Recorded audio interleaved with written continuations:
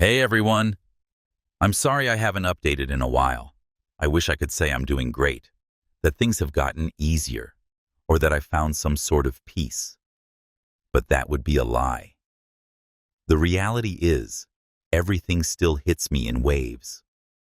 Some moments, I feel completely numb, like I'm drifting through life without actually living it.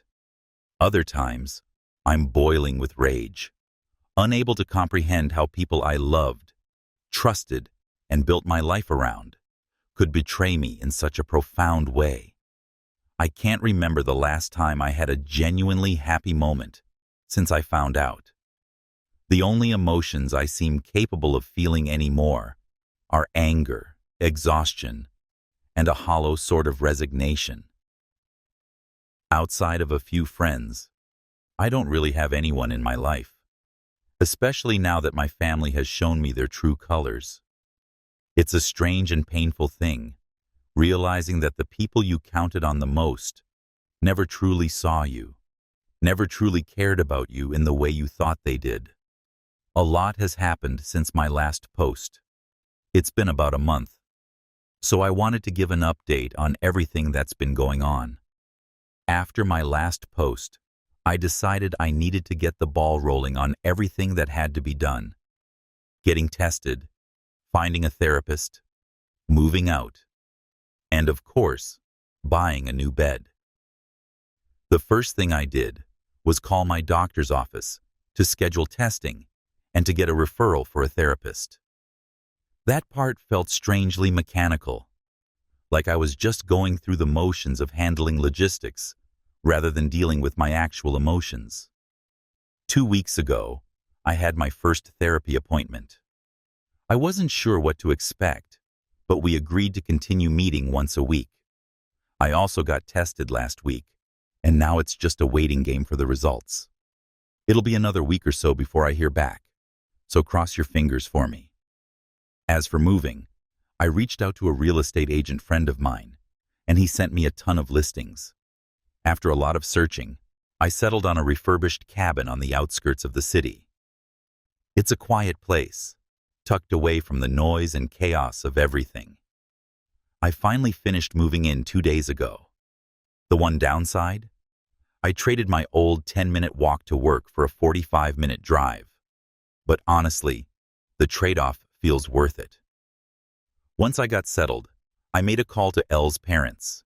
When they picked up, I calmly let them know that I had moved out, that Elle had still not come to pick up her things, and that the landlord would begin showing the apartment in a few days.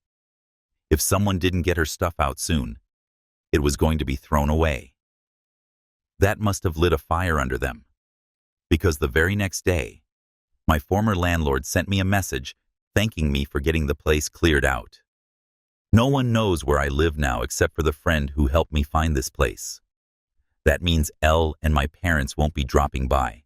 And honestly, that's the biggest relief of all. The idea of having to deal with them face to face again makes me sick to my stomach. Since moving, my phone has been constantly blowing up with texts and calls. Elle has tried to reach me multiple times. My parents have called and texted more times than I can count. Even some of my friends have reached out, but I have no interest in talking to anyone except my therapist. I just don't have the energy to deal with them right now. At work, I've been a ghost. I show up, get my work done, and leave. If I absolutely have to talk to someone, I put on my fake smile and pretend everything is okay. My boss has been trying to check in on me more, but I don't tell her much. I just say I appreciate her concern and that I'll be okay. But the truth is, I don't know if I'll ever be okay again. People always say that time heals all wounds, but I don't think that's true.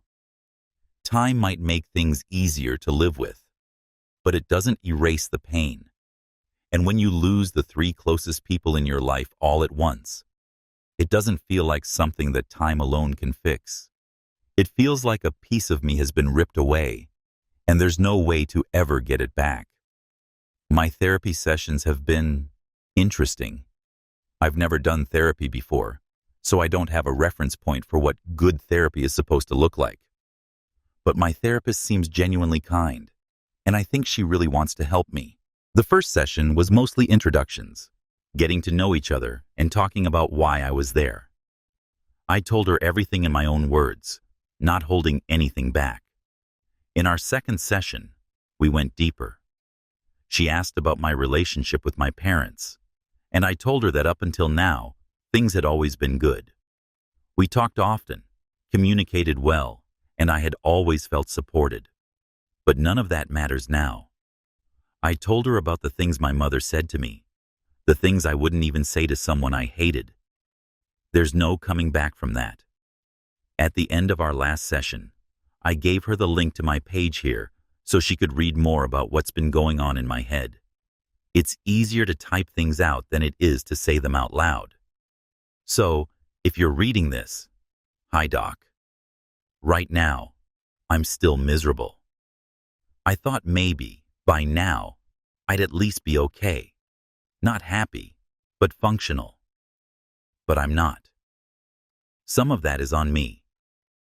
I know I should be reaching out to my friends, but the thought of responding to their messages feels exhausting. I know if I do, they'll want to meet up, or come see my new place, or try to cheer me up, and I just don't have the energy for any of that. So, for now, I'm just focusing on getting through each day. I go to work, I go to therapy, and when I get home, I sit on my back deck, sip on some bottom-shelf whiskey, and try to enjoy the view.